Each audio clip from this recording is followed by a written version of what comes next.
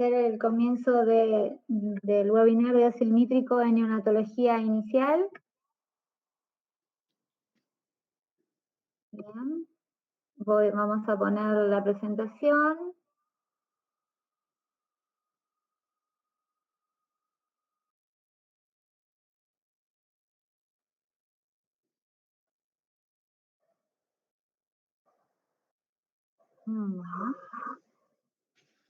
La presentación es hipertensión pulmonar y óxido nítrico en neonatología, teoría y práctica hoy. Les comento la agenda. Los disertantes son la doctora Liliana Roldán, presentación de Early Kid Healthcare, presentación del servicio de óxido nítrico y un tiempo para preguntas. Aviso de grabación para la sesión. Esta actividad será grabada con el objetivo de incrementar la difusión de este evento y para utilizarlo en capacitaciones posteriores dentro de la organización, como así también su eventual difusión con fines comerciales y o publicitarios. En caso de no quererse grabado y participar en el evento solo como oyente, usted puede silenciar su micrófono y apagar el video de su cámara durante toda la sesión. La grabación del evento será almacenado en el disco virtual del organizador y la transmisión en vivo será realizada solamente dentro de la organización. Podrá requerir que se eliminen los datos de su participación enviando un correo al organizador del evento e indicando su cambio sobre el consentimiento. Por favor, le pedimos que durante toda la sesión de la presentación tengan el micrófono y la cámara apagada. Luego vamos a tener una sesión de preguntas y respuestas que le van a dar los disertantes. Si a medida que van dando la disertación aparecen ya preguntas, por favor, en la sesión de chat vayan colocando sus preguntas y nosotros, cuando se termine la disertación, vamos a empezar a leer las preguntas y así se comienzan a contestar. Le voy a presentar a los disertantes, que van a ser, como dijimos, la doctora Liliana Roldán, directora de la carrera de especialista en neonatología de la UBA, médica de planta de neonatología, Hospital Juan Fernández, coordinadora de neonatología del Sanatorio Anchorena. Y también va a estar con nosotros el licenciado Juan Pablo Rey, jefe de producto de gases especiales y mezclas hospitalarias de Early Kid Healthcare. Muy bien. Sí, todo tuyo la palabra, Lili. Hola, buenos días. ¿Se escucha bien? Sí, se escucha bien, Lili. Perfecto. Bueno, ante todo, gracias a los organizadores por la invitación y también, digamos, feliz de la participación de todos ustedes. Así que vamos a hacer un pequeño recorrido sobre el uso de óxido nítrico en neonatología y finalmente después estaré abierta a las preguntas y espero que puedan, digamos, aprovechar sobre todo la parte práctica y la experiencia, digamos, que tenemos en nuestros servicios en el uso de óxido nítrico. Bien, es imposible, digamos, hablar de hipertensión pulmonar o de óxido nítrico sin relacionarlo, digamos, a la hipertensión pulmonar, y hablar de hipertensión pulmonar significa también hacer una pequeña revisión sobre lo que es la transición de la vida fetal a la vida neonatal. Aquí lo que vemos es el circuito, digamos, de cómo se produce esta circulación, digamos, en serie en el feto, donde la sangre siguiente,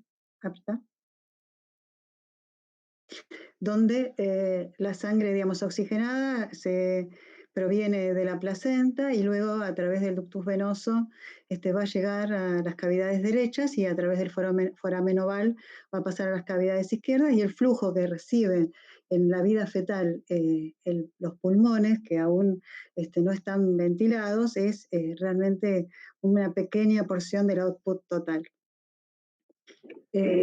esto condiciona, digamos, que haya sitios de mezcla, ¿sí? Como son el foramen oral y el ductus en la vida fetal, donde va a recibir, digamos, la circulación sistémica parte de la sangre oxigenada que viene desde la placenta. Siguiente. Bien. Cuando se produce el nacimiento, entonces se desencadenan una serie de eventos que llamamos transición de la vida fetal a la vida neonatal, y esto implica una cantidad de cambios fisiológicos múltiples y complejos. En esos, digamos, están incluidos la transición respiratoria, la transición cardiocirculatoria, pero también existen otras modificaciones que se producen en otros sistemas y que son tan importantes como estas dos para una transición adecuada a la vida neonatal.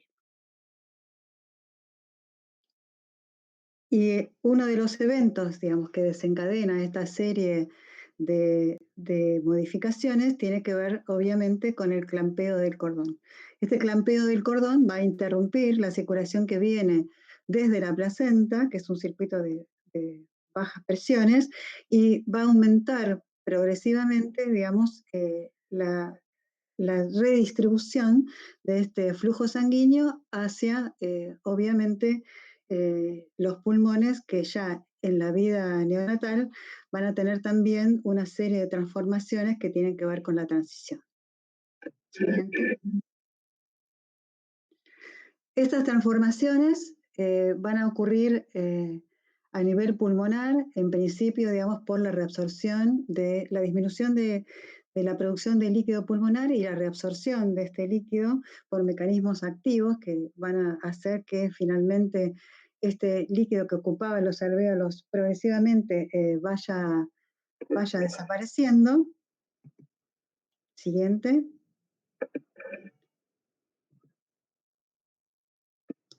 Y por supuesto, digamos, el establecimiento de la capacidad residual funcional en la medida que estos pulmones se van expandiendo por las distintas respiraciones del bebé, inicialmente, digamos, con presiones muy altas y finalmente, digamos, con la conformación de esta capacidad residual funcional.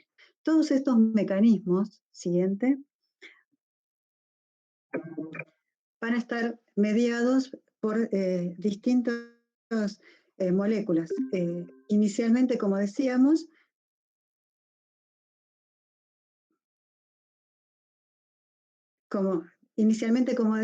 entonces, en la vida fetal vamos a tener una altísima resistencia vascular pulmonar.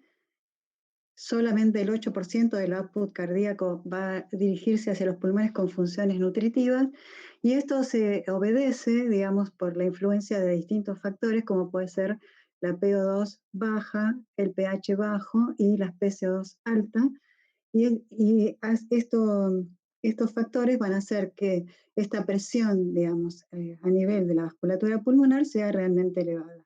Siguiente. Una vez que se produce el nacimiento, hay otras modificaciones siguientes que se van a producir justamente en relación al aumento de la PO2, el aumento del pH y sobre todo por la acción de la presencia, digamos, de el óxido nítrico y las prostaciclinas. Y finalmente, digamos, la caída del CO2. Todas estas modificaciones, siguiente.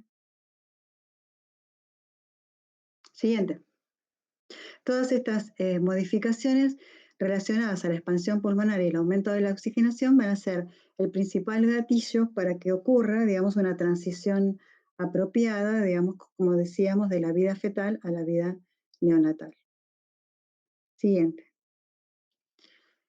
En esto, entonces, van a ocurrir, digamos, eventos que tienen que ver con la vasodilatación pulmonar y la vasoconstricción. Y en ese equilibrio es donde, en la medida que el bebé se va oxigenando y se producen estas modificaciones, como decíamos, en la P2, en la síntesis de óxido nítrico y en el pH, va a predominar esa tendencia a la vasodilatación y finalmente se va a conformar esta perfusión de estos alvéolos que están actualmente ventilándose en esta vida neonatal y que van a ser perfundidos para la extracción de oxígeno y eliminación de CO2, que es lo que hace, digamos, que se complete la homeostasis del sistema. ¿Quiénes intervienen en la vasodilatación pulmonar? Bueno, principalmente el óxido nítrico. El óxido nítrico sintetizado a partir de la arginina por la óxido nítrico sintetasa y posteriormente el óxido nítrico va a actuar sobre el GTP para la producción del GMP cíclico, que es el que tiene una predominante acción vasodilatadora. También, digamos, vía AMP vamos a tener una influencia, digamos, en la vasodilatación, al igual como ocurre con el óxido nítrico. Y tanto GMP como AMP van a ser inhibidos por las fosfodiesterasas 3 y fosfodiesterasas 5, que son, digamos, antagonistas en los receptores en los cuales se adhieren tanto el GMP como el AMP.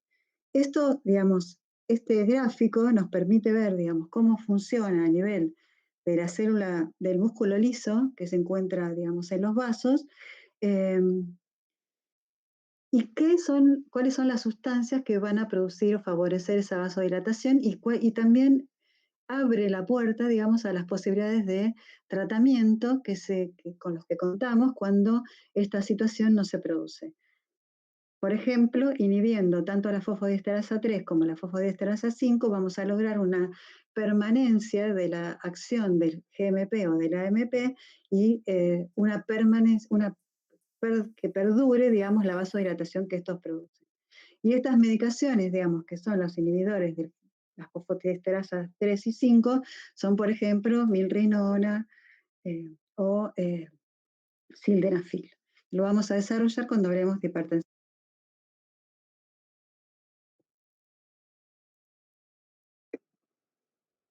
Lili.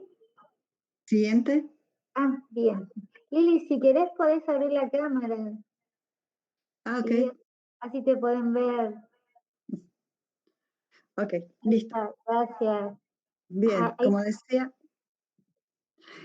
como decía entonces, este es un sistema, digamos, en el que se equilibra la vasoconstricción y la vasodilatación. Vasodilatación, como dijimos ya, mediada sobre todo por GMP y AMP, y, digamos, con una importante influencia, digamos, de la presencia del óxido nítrico.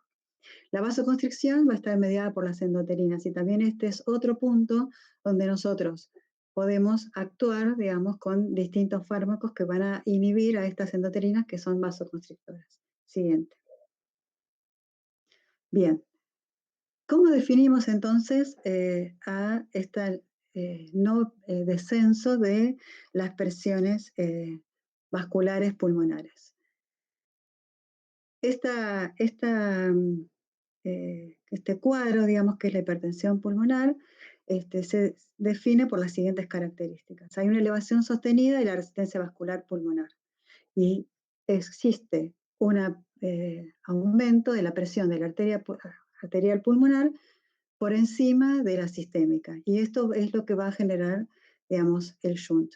Coincidentemente, digamos, al haber un aumento de la resistencia vascular pulmonar, esto va a producir una disminución del output del ventrículo derecho y la posibilidad de que por diferencias de presiones a través de estas comunicaciones que existen entre un sistema y el otro, se produzca un shunt a través de ellos, por ejemplo, digamos, a través del ductus o a través del foramen oval, eh, debido justamente al aumento de la presión en la arteria pulmonar. Siguiente. Y esto se va a traducir, digamos, en una hipoxemia persistente, que es una de las características fundamentales de la hipertensión pulmonar. Siguiente. Bien. ¿Cuál es la incidencia de la hipertensión? En realidad, es un 2 a 6% de 1.000 recién nacidos vivos, de término o casi término, pero progresivamente, si bien los inicios de la descripción de la patología se consideraba que era predominantemente una alteración que afectaba a recién nacidos de término o cercanos al término, progresivamente hemos ido viendo, digamos, el transcurso de los años que esta característica se puede presentar asociada también a recién nacidos prematuros de 32, de 33, inclusive de menor edad gestacional, asociada, digamos, a los niños que requieren ventilación mecánica, asociada a enfermedad de membrana hialina. Siguiente. Y por supuesto, entonces, como decía, o sea, podemos encontrar eh, una hipertensión pulmonar pura o asociada, digamos, a otras patologías con diferentes posibilidades, con diferentes incidencias. Siguiente. ¿Cuál es la fisiopatología, digamos, que está subyacente a la hipertensión pulmonar? Bueno, existen tres escenarios diferentes, digamos, y posibles que además se pueden combinar. Podemos tener estructura normal y un sistema con una capacidad reactiva muy importante, con lo cual se va a producir una vasoconstricción secundaria generalmente a los episodios de hipoxemia. O podemos, en aquellos pacientes que hayan tenido alguna alteración a nivel fetal, haber desarrollado intraútero, justamente por la no acción o la disminución de la síntesis de óxido nítrico, una remodelación vascular. Y esto va a hacer que estos pacientes que han sido afectados en su vida fetal por alteraciones relacionadas a la placenta o a la disponibilidad de oxígeno, van a tener una proliferación de la capa media importante, digamos, alcinar, y además puede haber una extensión de esta capa muscular intracinos. O, digamos, un tercer escenario sería la presencia de poco desarrollo vascular o vasculatura hipoplástica, como se ve en la hernia diafragmática. Bien, la clínica más frecuente, digamos, la más clásica, es la afectación entonces de recién nacidos de término cercanos al término, que son lábiles ante los estímulos, que son pacientes que cuando hay algún estímulo del medio ambiente, produce un aumento de la vasoconstricción y se refuerza la hipoxemia, van a tener hipoflujo pulmonar, y sobre todo, como decíamos, diferencia de presión entre la presión pulmonar y la presión sistémica va a causar el Shunt a través de esas comunicaciones y, por supuesto, hipoxemia, y una diferencia entre la saturación pre y postductal, si el Shunt es predominantemente a través del ductus, y una diferencia entre la PO2 pre y postductal con una placa variable, porque como decíamos, si es hipertensión pulmonar pura, va a tener generalmente una placa sin demasiado compromiso, pero generalmente si está asociado con otras patologías podemos tener una diversidad que va desde las neumonías a la membrana hialina, al neumotórax o hernia diafragmática. O sea, es variable, digamos, la placa que podemos encontrar según la patología a la que esté asociada. Siguiente. Si bien tenemos varios indicios, digamos, clínicos que nos pueden orientar hacia el diagnóstico de hipertensión pulmonar, el gol estándar de diagnóstico es la ecocardiografía. Y en eso, digamos, es importante, o no es excluyente, pero sí es importante que podamos tener la confirmación a través del ecocardiograma, a través del ecocardio, de la hipertensión también, para poder valorar, digamos, distintos compromisos, tanto de la calidad del Shunt, del compromiso, digamos, de la contractilidad, las diferentes afectaciones que podemos encontrar desde el punto de vista ecográfico, y mediciones que nos van a permitir no solamente confirmar el diagnóstico, sino seguir la evolución. Siguiente. Bien, la hipoxemia, como dije, en parte está dada por los Shunt, pero también en parte, si están asociados a otras patologías, vamos a tener Shunt intrapulmonar de aquellos alvéolos que estén no perfundidos por el aumento de la resistencia vascular pulmonar y estén poco ventilados. Siguiente. Bien, y como decía, entonces, importante, digamos, tanto para confirmar el diagnóstico como para ver la evolución, es realizar, digamos, esta ecocardio que nos va a permitir ver sobre todo y hacer las mediciones respecto de las diferencias entre ventrículo derecho y ventrículo izquierdo, la rectificación del tabique, medir, digamos, la posibilidad eyectiva, digamos, de ambos ventrículos, porque eh, a veces, digamos, este cuadro eh, presenta, digamos, la combinación entre el aumento de la resistencia vascular pulmonar con el compromiso, digamos, de la función cardíaca, porque el paciente ha tenido una asfixia o alguna alteración que compromete el funcionalismo del ventrículo izquierdo. Siguiente. Bien, ¿cuáles serían los objetivos de tratamiento? Bueno, si el punto central, digamos, de la patología es el aumento de la resistencia vascular pulmonar, nuestro primer objetivo sería justamente disminuir esta resistencia, manteniendo, digamos, una tensión arterial sistémica digamos, la idea sería que se mantenga por encima o equiparada, digamos, a la resistencia vascular pulmonar. Por supuesto, si son pacientes lábiles a los estímulos, minimizar los estímulos, usar algún tipo de sedación y asegurar la entrega de oxígeno a los tejidos, manteniendo, digamos, todo el soporte hemodinámico que este paciente requiera. Siguiente. Bien. Y ahí es cuando llegamos a el óxido nítrico. Existen dos importantes mediadores para la disminución de la resistencia vascular pulmonar.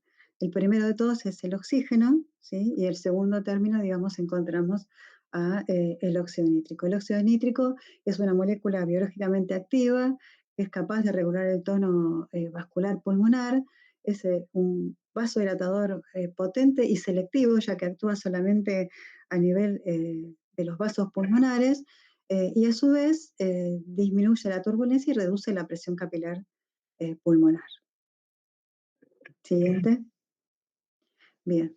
Tiene otros efectos, además, como son su efecto como antiinflamatorio y produce remodulación vascular. Y esto es lo que hablábamos antes cuando presentábamos esta cuestión de que los fetos que tienen compromiso, digamos, intraútero, pueden no hacer esta remodelación y en el momento del nacimiento tener una capa muscular no remodelada, con gran cantidad de fibras y a su vez con progreso de las fibras hacia los espacios intracinales. También es capaz el óxido nítrico en su efecto antiinflamatorio de reducir el flujo de albúmina hacia el alvéolo. Siguiente. Bien, y entonces, como decía, este óxido nítrico, digamos, de producción endógena, puede ser reforzado en su acción por la administración inhalada de óxido nítrico.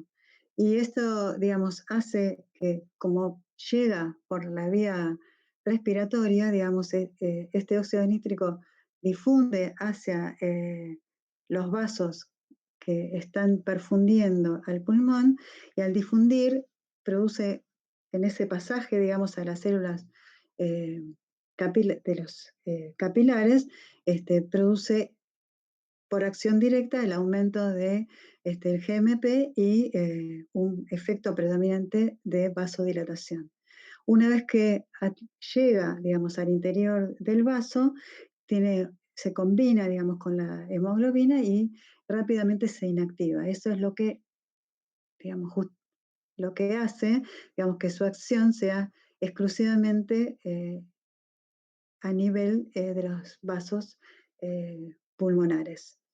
O sea, la inactivación a partir de la hemoglobina es lo que va a causar, digamos, que el óxido nítrico sea justamente, el óxido nítrico inhalado, sea un vasodilatador pulmonar selectivo. Siguiente. Bien. ¿Cuáles serían los usos entonces para este óxido nítrico inhalado? Bueno, en principio, tratamiento, como tratamiento, digamos, de recién nacido de término y pretérminos tardíos, que tengan una insuficiencia respiratoria y que presenten a su vez evidencia clínica o ecocardiográfica de hipertensión pulmonar. Ese es como el uso clásico del óxido nítrico, que van a producir una vasodilatación pulmonar selectiva y persistente, y va a mejorar entonces la relación ventilación-perfusión y también, digamos, por caída de la resistencia, va a mejorar la función del ventrículo derecho. Bien. Existen múltiples metaanálisis de los distintos trabajos que se hicieron. Es un metaanálisis que combina, digamos, 14 trabajos de uso inicial de óxido nítrico, llega, digamos, a la conclusión de que su uso es apropiado en recién nacidos de término o casi términos hipoxémicos, y que el efecto que van a producir en estos pacientes es reducción, digamos, en la cantidad de pacientes que ingresan a ECMO o fallecen. Y que esta administración produce en el 50% de los pacientes un aumento significativo, digamos, de la saturación o de la presión de oxígeno, que no mejora la evolución de la hernia diafragmática, si bien selectivamente hay pacientes que son respondedores dentro de este grupo, pero no, digamos, lo que no recomienda es el uso de rutina, digamos, en todas las hernias diafragmáticas, sino sí el uso individualizado. Sí. Bien, siguiente. Bien, entonces, resumiendo, digamos, o sintetizando, como decía, es utilizada en pacientes de término o casi término de 34 semanas, aunque todos sabemos que en los últimos años esto se ha ido modificando y cada vez hemos utilizado óxido nítrico en pacientes más pequeños, que tengan un índice de oxigenación de 20. Sí, no usamos óxido nítrico en forma profiláctica, pero sí de rescate, pero de rescate temprano, digamos, en aquellos pacientes que tenemos, que cumplen estas características de hipoxemia progresiva, digamos, y sostenida, estamos como habilitados a la utilización del óxido nítrico, y estas son recomendaciones 1A. Siguiente. Como dije, no de rutina en la hernia diafragmática, y la dosis recomendada de inicio es de 20. Vieron que esto también se fue modificando, hubo épocas en que usábamos 40, y después en realidad se consolida esta regla de los 20-20-20, que es, digamos, un índice de oxigenación de 20 con un inicio de dosis de 20 para producir una mejoría en la saturación o en la PO2 de 20. Siguiente. Obviamente hay una recomendación, digamos, que es evaluar la respuesta que tienen estos pacientes a la administración del óxido nítrico, para definir si este paciente es un respondedor a la administración de óxido nítrico o no. Los pacientes respondedores son aquellos que van a tener una mejoría en la saturación de oxígeno mayor al 20% o un aumento de la PO2 postductal de 20, o al menos que llegue su PO2 a 60 milímetros de mercurio. Si no hay respuesta luego de 2 horas de la administración, en algunos grupos se recomienda el aumento a una dosis de 40 en forma transitoria antes de suspenderlo definitivamente. Siguiente. Una vez que los pacientes se han estabilizado, digamos, y uno los ha definido como respondedores, entonces en esos pacientes la recomendación es iniciar el descenso de la FIO2 y bajar progresivamente, inicialmente a la mitad, digamos, la dosis del óxido nítrico que estábamos administrando y progresivamente después, una vez que llegamos a la dosis de 5 partes por millón, entonces hacer un descenso un poco más progresivo. Y el retiro del óxido nítrico es finalmente bajando progresivamente su administración de 20 a 10, de 10 a 5 y después 5, 4, 3, 2, 1 hasta suspender, estando atentos, digamos, a la posibilidad de rebote. Y en general nosotros administramos una dosis de sildenafil previos al destete definitivo. Siguiente. Bien. Como vemos, esto representa los cambios, digamos, en la PO2 secundarios a las distintas disminuciones de las partes por millón del óxido nítrico administrado. Y vemos entonces que cuando estamos haciendo el descenso de 5 partes a 4, de 4 a 3, de 3 a 2 y de 2 a 1, la modificación en la PO2 no es tan importante como la que se produce cuando lo suspendemos definitivamente. Y esto tiene que ver con que al administrar óxido nítrico exógeno, la producción endógena de óxido nítrico puede disminuir y por eso es importante, digamos, como hacer un descenso progresivo para evitar este efecto rebote por la falta o por la disminución de la síntesis de óxido nítrico endógeno. Siguiente. Bien. En estos pacientes, digamos, que son respondedores pero que tienen un rebote, se puede reiniciar la dosis de óxido nítrico que estábamos administrando últimamente y incrementarla, digamos, quizás en un 15%. Siguiente.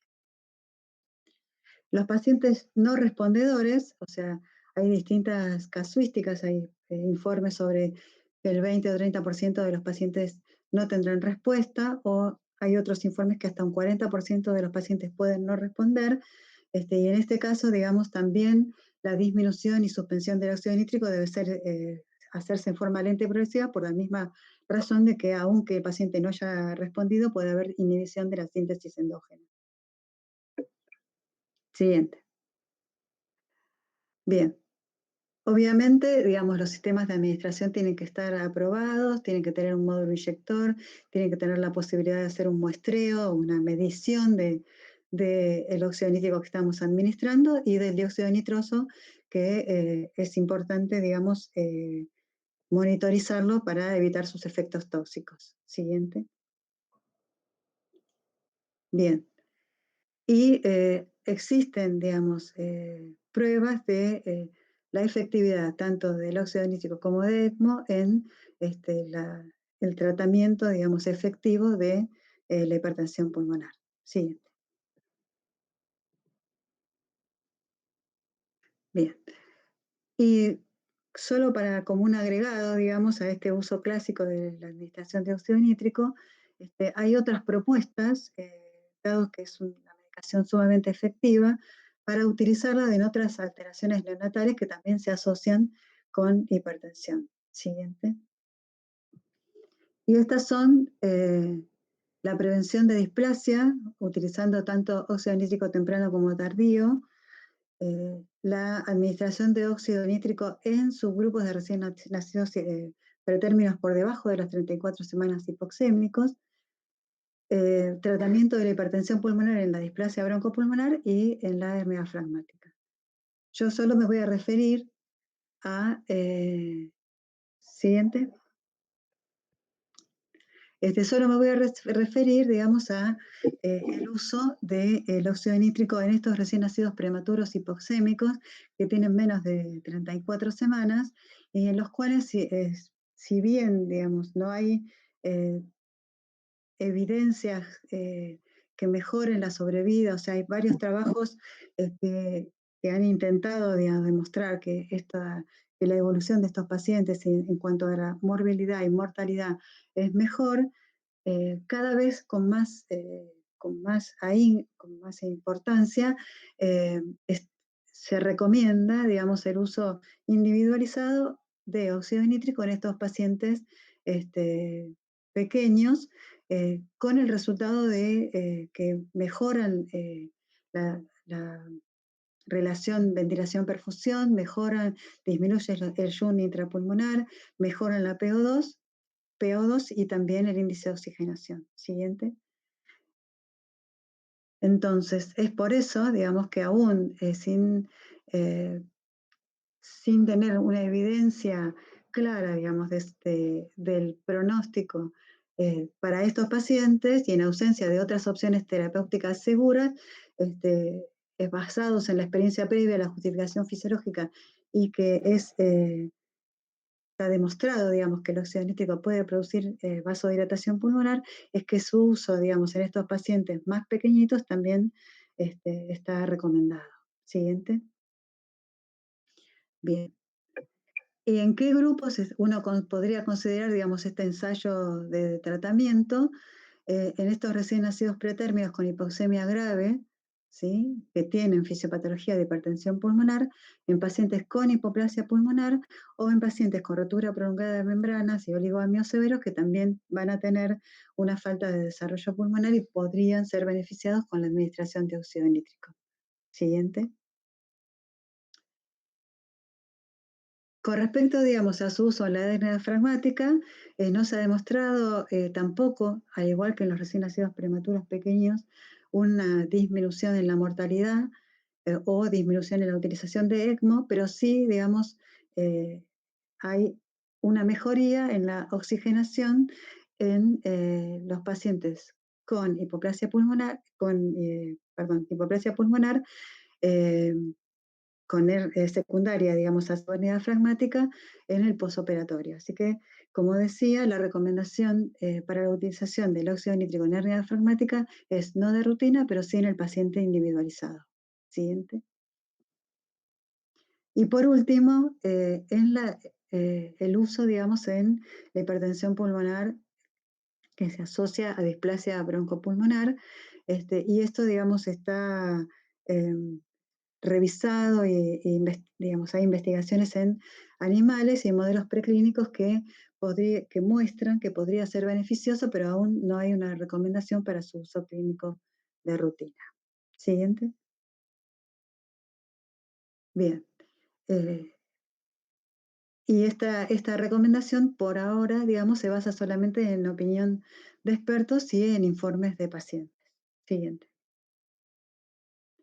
Bien, en resumen entonces, el óxido nítrico es una excelente terapéutica que está probada, digamos, su eficacia a largo y a corto plazo en recién nacidos que presenten fisiopatología de hipertensión pulmonar. Hay otros usos no recomendados, pero sí están justificados, digamos, basándose en el análisis fisiopatológico de los pacientes que muestran, digamos, que puede producir mejorías en la resistencia vascular pulmonar y en la oxigenación. Y que obviamente, digamos, se necesitan más estudios que certifiquen, digamos, o que justifiquen su uso, digamos, en estas otras variantes, como es la hipertensión pulmonar en recién nacidos muy prematuros y hernia diafragmática. Listo. Muy bien. Excelente disertación.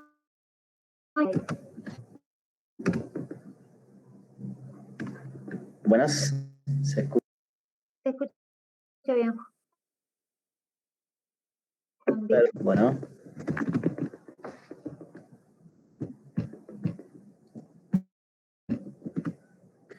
¿Qué tal? Buenas. Gracias por su presencia esta mañana. Agradeciendo, por supuesto, en nombre de Liquid, a la doctora Diana por la presentación. Air Liquid Healthcare a proveer soluciones en salud con un amplio portfolio de servicios que van desde el hospital hasta el domicilio del paciente, con servicios como el de oxigenoterapia, ventilación, entre otros tratamientos de tipo ambulatorios. De esta manera nos encontramos presentes en todo el circuito de salud, desde prevención, diagnóstico, tratamiento y servicios de cuidados domiciliarios. A esta siguiente.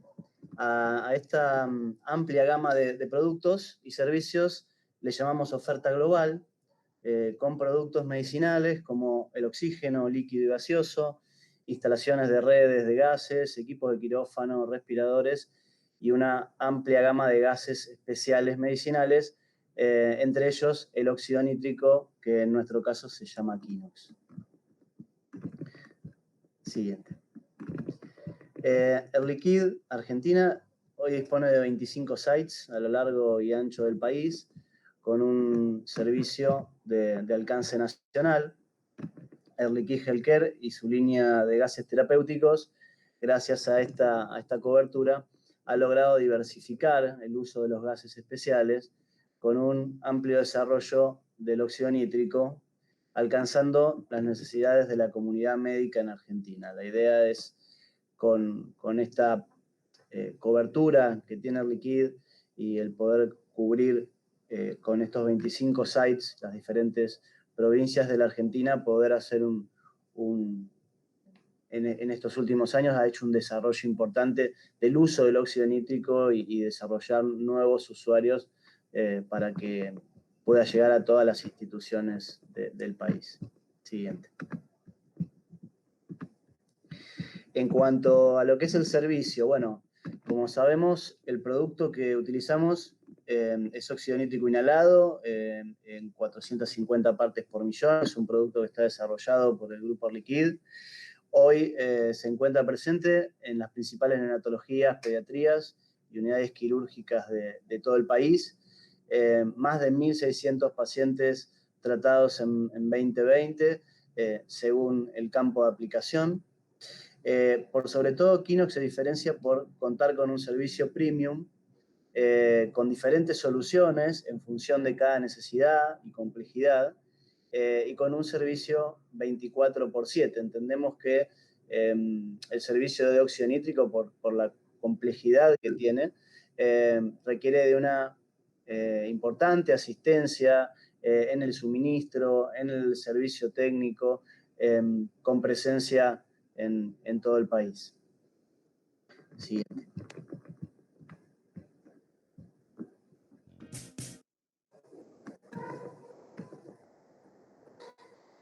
Contamos con una solución para cada necesidad. La idea es, en cuanto a la tecnología, poder ofrecer diferentes soluciones adaptadas justamente para cada necesidad. Tenemos hoy en lo que es la gama, digamos, de equipos que suministran, si bien hay una segmentación, digamos, en cuanto a los volúmenes de consumo, la cantidad de pacientes de cada institución, adaptamos cada necesidad y proveemos de diferentes soluciones en cuanto a tecnología, de manera de poder llegar a todos lados con el producto. Sí. Van a encontrar disponible en nuestra página web diferentes contenidos en función de la tecnología.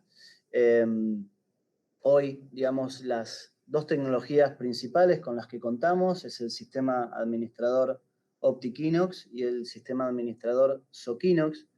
En ambos casos, las dos tecnologías, y en cuanto a lo que es la conexión propiamente dicha, en esto no difiere. Cualquier sistema de administración se conecta de la misma forma. Vamos a encontrar un punto de inyección normalmente colocado o al sistema de humidificador o a la misma salida de la rama inspiratoria del respirador.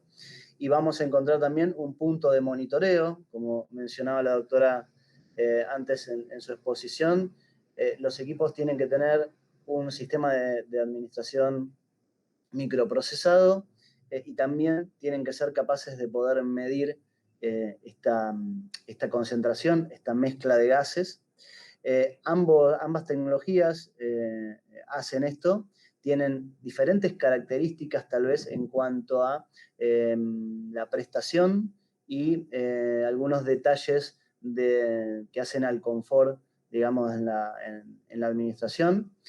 Ambos equipos hablan en español con multifunción. En el primer caso, en el sistema OptiQuinox es un sistema de dos sistemas que actúan, digamos, de manera retroalimentada, con un sistema de administración microprocesado y un sistema de monitoreo en tiempo real de los 3 gases que nos interesan ver, que es el óxido nítrico, el dióxido de nitrógeno y el porcentaje de FiO2. En el caso del sistema Soquinox, es un sistema integrado, monitor más un sistema administrador. Cuenta con 2 sensores de flujo destinados para diferentes aplicaciones, tanto en lo que es sistema de ventilación de alta frecuencia como ventilación a bajo flujos. En ambos casos, ambos equipos cuentan con un sistema de seguridad de corte automático ante sobredosis o ante posibles problemas en el suministro o en el equipo administrador. Tenemos un sistema Soquinox, que es un sistema nuevo. El sistema Soquinox fue lanzado en 2017, de fabricación sueca. Cuenta con 2 cilindros. Tal vez la diferencia fundamental entre ambas tecnologías es la conmutación. El equipo nuevo permite conectar 2 cilindros y una conmutación automática y un sistema de purga automático. Por eso mencionaba los detalles de confort que tienen la diferencia entre ambas tecnologías. Pero bueno, cada solución que contamos está adaptada también a los volúmenes de consumo, a los pacientes por año, digamos, que se tengan las unidades, y bueno, un poco es adaptar la tecnología a las diferentes instituciones y complejidades que tenga cada cliente. Pueden encontrar mayor información en nuestra página, los tutoriales. También tenemos información disponible a través de WhatsApp y de lo que es nuestra página web. Ahí contamos de ambas tecnologías con todo lo que es instructivos técnicos, guías de capacitación, material de consulta. Y bueno, también pueden, por supuesto, contactarnos en caso de tener alguna duda a nuestros números y mail de contacto para, de alguna manera, profundizar lo que es la información de las tecnologías de los equipos de administración de óxido nítrico. Pasamos a las preguntas. Muy bien. Ahí tenemos, Maggie, creo que algunas en el Sí, sí. Principalmente, bueno, agradecer a los dos, excelentes presentaciones. Tenemos algunas preguntas. Una es, ¿cuáles son los errores más comunes al momento de iniciar tratamientos con óxido nítrico? La vamos a dividir en 2. O sea, hay algunos errores que se pueden cometer con el paciente, digamos, o no sé si se refiere a cuando un servicio inicia la administración de óxido nítrico. Así que voy a contar un poquito de las 2 cosas. Cuando uno comienza, digamos, creo que todos sabemos, o sea, todo esto que yo presenté, digamos, en la charla de hipertensión pulmonar, qué pasa, qué no pasa, digamos, todos sabemos qué es lo que le está sucediendo a este paciente. Pero cuando un servicio inicia el uso, digamos, de óxido nítrico, en verdad hay como ciertas errores que se cometen, digamos, y que pueden ser subsanados si uno lo planifica con anterioridad. Por ejemplo, digamos, para esa curva de aprendizaje que tiene la implementación del óxido nítrico cuando uno no tenía, digamos, esa experiencia previa, te requiere sí o sí el entrenamiento de todo el personal que está administrando, digamos, ¿no? O que va a estar asistiendo al paciente que está recibiendo óxido nítrico. Eso implica que uno tenga que hacer capacitaciones en todos los turnos, con todo el personal, con no solamente los que están directamente, digamos, en el armado, sino con todo el grupo que va a iniciar este tipo de tratamientos, digamos. No, yo no lo llamaría errores, pero las dificultades más comunes son sobre todo el armado y la monitorización de la administración. ¿Ah? Hay que familiarizarse con el circuito, el pituto, la conexión, donde digamos, si uno, por ejemplo, no sé, el monitoreo no lo toma exactamente entre 20 y 30 centímetros se recomienda de la boquilla del respirador, el monitoreo va a estar minado, digamos, por otros gases, entonces va a dar lecturas erróneas y entonces empiezan a sonar las alarmas. Así que lo primero, digamos, cuando un servicio inicia la administración de óxido nítrico, lo que debe pasar es una capacitación fuerte, en principio del armado y las conexiones. Nosotros lo que hacíamos, lo que hicimos en su momento, que nos llevó un tiempo, digamos, es armar y desarmar y tomar el plazo, digamos, que lleva a armar. O sea, el tiempo que le lleva a las distintas efectores, tener el equipo armado, listo, con todo lo que... A veces lo resolvimos eso, digamos, teniendo algunos circuitos ya prearmados, pero eso también es difícil porque a veces el circuito respirador que uno recibe, digamos, cambia, entonces hay que tenerlo previsto y lo mejor es que uno haya hecho ese recorrido varias veces. Esa es una. La siguiente, digamos, el paso siguiente es dejarlo armado. O sea, el primer paso es armar, ¿no? Armar, desarmar, armar, desarmar, desarmar, desarmar. El segundo paso es dejarlo armado. Dejarlo armado y ahí uno lo deja, lo enciende, digamos, y va viendo cómo sería la puesta en marcha, digamos, con un paciente. ¿tá? Y lo mismo, lo prende y lo apaga y lo muestra, digamos, en todos los turnos. Y recién ahí, digamos, es que uno puede, cuando ya está familiarizado en esas cuestiones, empezar a la administración, digamos, a un paciente en particular. Después, con el paciente, lo que puede pasar es, dependiendo del equipo que uno tenga, que se termine, o sea, o que tenga poco resto, digamos, y que se te vaya, esté próximo a terminarse, que se le interrumpa la administración de óxido nítrico al paciente. Eso digamos, si no tenemos un equipo que se puede conmutar uno en otro, eso puede pasar. Y la segunda cosa, digamos, es las interrupciones secundarias, no a que se acabe el tubo, sino al pasaje a la bolsa, no sé, digamos, tanto a pasarse a la bolsa y no, o sea, no abrir la administración y viceversa, digamos, ¿no? O sea, dejarla abierta una vez que ya uno salió de la bolsa y volvió al circuito. Básicamente yo creo que esas son las más importantes, no sé si son las únicas, son las más importantes porque, o sea, venimos de un paciente que está grave y que tiene una hipoxemia severísima y que además tiene esa característica de tener su capacidad de reactividad es importante. ¿tá? Entonces, es un paciente que, si bien uno logró con el óxido nítrico mejorar la oxigenación, estas cosas lo pueden hacer volver atrás por esa capacidad que tiene de reactividad, digamos, ¿no? de la vasculatura pulmonar.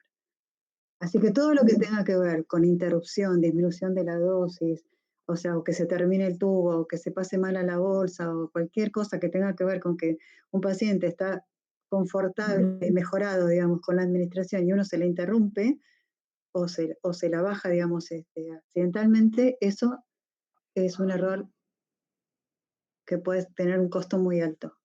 Eso. Seguramente hay otros, pero ese es uno de los que uno tiene que sí o sí evitar. Con respecto a que te lo agrego, digamos, esto de cuando un servicio empieza, la administración de óxido nítrico,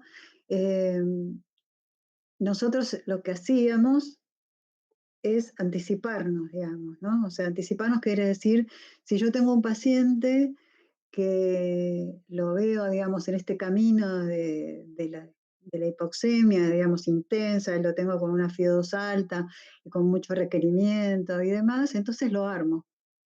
Lo armo y lo dejo armado, digamos, ¿no? O sea, no lo armo a las 3 de la mañana cuando ya el paciente está saturando nada, sino que si yo tengo un paciente que pienso que puede ser un candidato, digamos, para el óxido nítrico, entonces armo el circuito y lo dejo en un costado listo para, en el momento que uno dice, bueno, sí, se le llegó a un índice de oxigenación de 20, se lo pongo.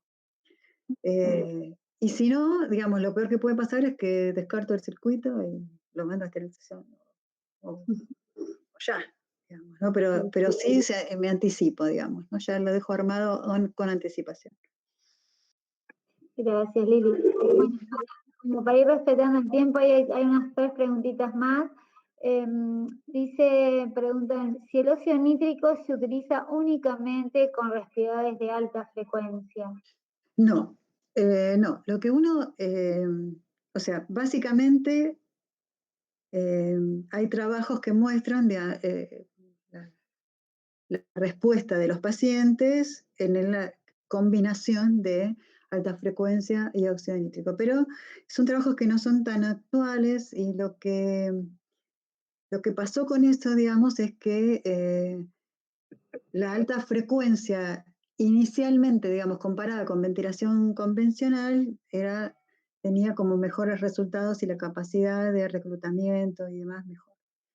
Con los años o con el tiempo, digamos, si uno compara alta frecuencia con ventilación convencional con estrategia, con alguna modalidad de las nuevas modalidades y además con estrategia, lo que sucede con eso es que las diferencias entre ambas ventilaciones ya no es tal, ni siquiera no existe, digamos, es como lo mismo. O sea, ventilar con alta frecuencia, ventilar con ventilación convencional con estrategia es similar. O sea, lo importante es que si el óxido nítrico está llegando por la vía respiratoria, necesita sí o sí que el pulmón esté reclutado. ¿Ah? Y uno lo puede reclutar con alta frecuencia, lo puede reclutar con convencional con estrategia, o lo puede reclutar con surfactante o con otros modos, digamos. Lo importante sí es que es un pulmón que tiene que estar ventilado porque llega por la vía aérea. Entonces, si yo necesito, digamos, que traspase el alveolo y llegue a los capilares, digamos, necesito que ese alveolo esté abierto, no esté ocupado, no esté colapsado, digamos. Pero no es indicación, puedo usar ventilación convencional y óxido nítrico, sí. Bien. Después preguntan, en cuanto al tratamiento, ¿qué consideraciones debemos tener al momento del destete? Que un poco explicaste también al principio, ¿no? Sí, sí, para el destete, digamos, ese es bastante claro, digamos, o está bastante estudiado lo que ya dijimos. O sea, el primer punto de destete es descender el oxígeno, ¿tá? O sea, son pacientes que tenían alto requerimiento de oxígeno por su hipoxemia. Entonces, uno les pone el óxido nítrico y entonces el paciente respondedor va a aumentar rápidamente, digamos, su PO2 y uno está ahí habilitado, digamos, a descender progresivamente la FIO2. Cuando uno llega a una FIO2 más o menos de 60 y tiene una PO2 aceptable, puede empezar el descenso del óxido nítrico en forma rápida, o sea, 20, 10, 5, o sea, es el 50% de la dosis rápidamente. El punto es, como decía, de 5 a 1 y de 1 a 0. ¿Tá? Pasa lo mismo con algunos sinotrópicos, no sé, si uno pone adrenalina y demás, cuando suspende, o sea, al inhibirlo endógeno, puede tener como un efecto rebote. Y eso nunca lo hacemos en la noche, o sea, nunca suspendemos, o sea, de 1 a 0 a las 20. O sea, tratamos de, si llegamos a las 20 con 1, se queda con 1 hasta mañana y mañana